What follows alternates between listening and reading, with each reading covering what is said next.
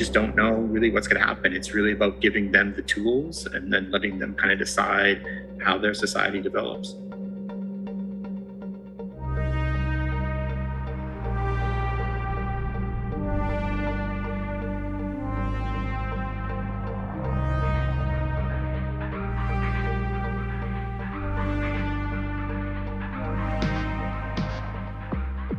Hi, I'm Christian, and today we are talking about Civitas, the upcoming 4X MMO by Directive Games within the Web3 platform.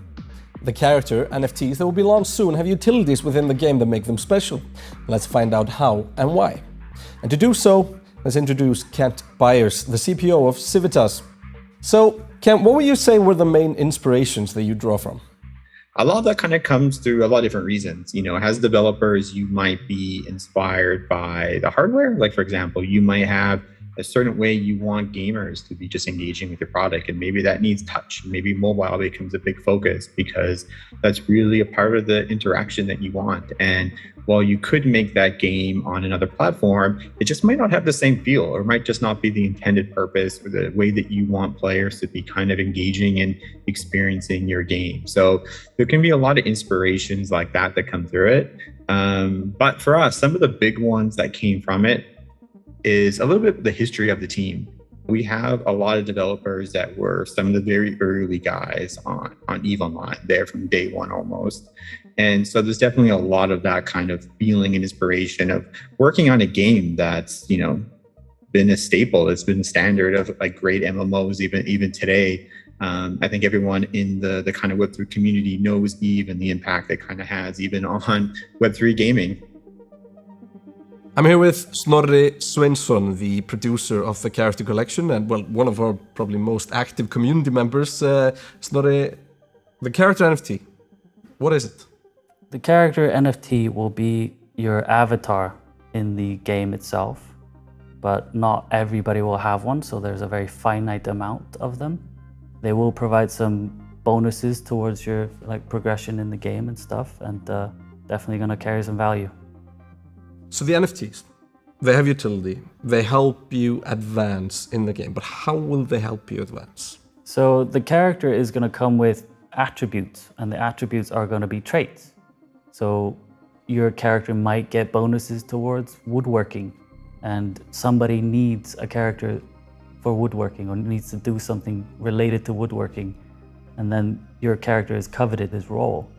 And so you can trade, you can borrow, you can use the attributes to your advantage.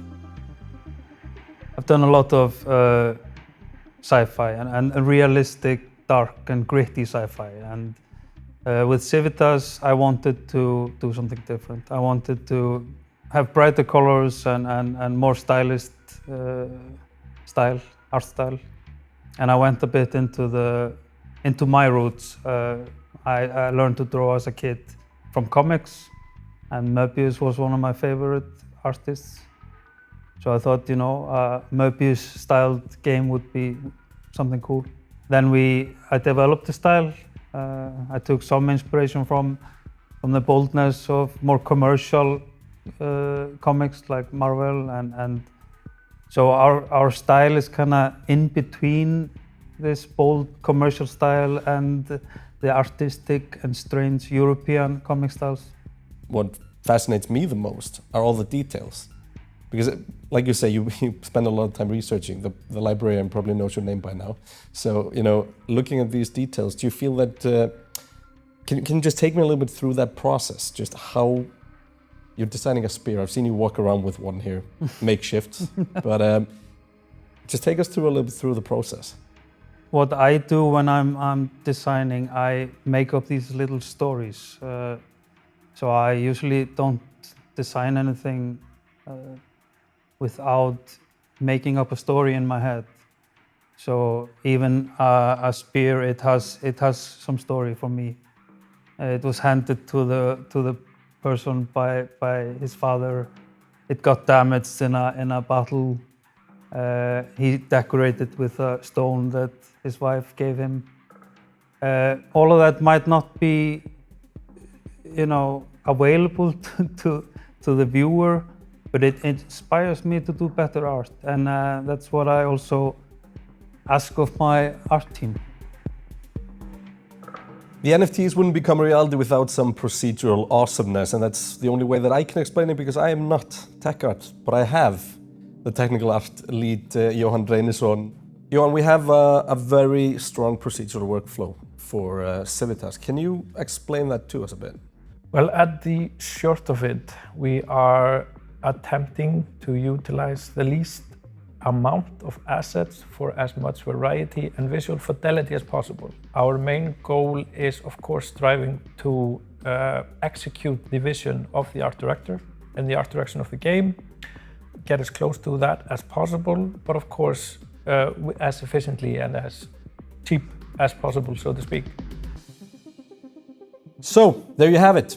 Our art teams have worked tirelessly to bring you this amazing collection.